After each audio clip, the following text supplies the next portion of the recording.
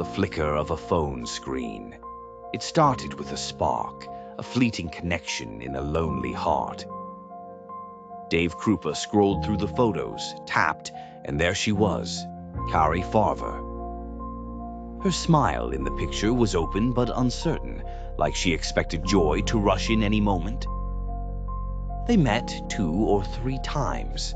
Nothing serious, nothing bitter. 2 people weaving past each other in the early shadows of November. And then, Cari evaporated, ghosted. Her car missing, her apartment empty. But Dave didn't notice her absence so much as he noticed her presence.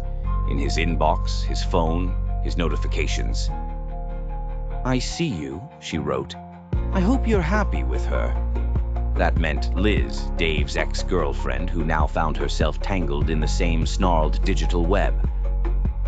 The messages pulsed at 2 a.m., 4 p.m., every scrap of the clock.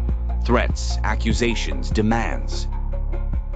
"I will burn your house down," came the shriek in pixels. Dave blocked her. The darkness simply multiplied. Emails from nowhere, new numbers every week, social media accounts that flickered into life, then vanished.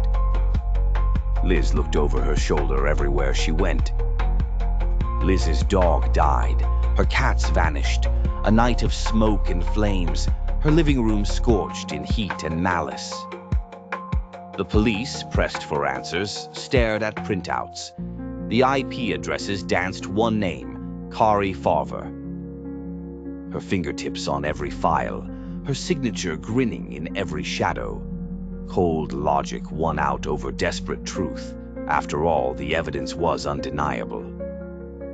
But Cari's mother, deer-eyed and exhausted, stormed the station. She wouldn't do this, she insisted. "Find her."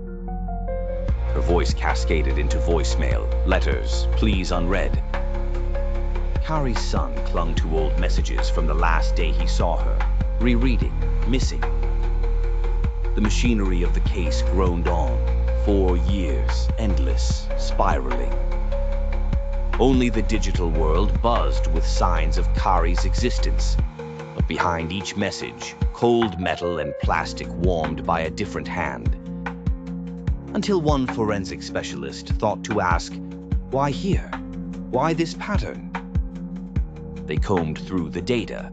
The messages didn't float randomly across the city. Every virtual arrow pointed to one place, Liz's apartment. The police hesitated, fingering the keys to her door, not wanting to believe it.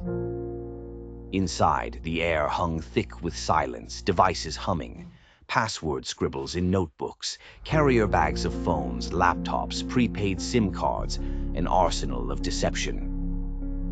And then a storage unit, overdue on rent, cracked open to reveal the real horror, burnt flesh, brittle and scorched. DNA told its miserable tale. Cari had never sent those messages. She hadn't watched from an alley, never seethed from the shadows. Her story ended 4 years earlier at Liz's hands. Liz, so convincing a victim, had killed and erased, then puppeteered a ghost. 30,000 poisoned lines, 4 years of paranoia crafted by one hand. She even wept for herself when the world closed in, eyes dry but voice trembling in performance. When the police laid the evidence bare, Liz's mask never cracked. She spoke quietly, details crisp. "I needed people to believe." The city recoiled. Dave wept with uncomprehending guilt. Cari's mother reclaimed her daughter's name, but only fragments remained. The court described Liz's crime as the work of a digital puppeteer, a monster hidden in the blue glow of every phone screen, feeding chaos, silencing a victim with her own voice. Some monsters don't haunt their victims. Some haunt the space around the living, convincing everyone until the mask slides away that evil wears a different face.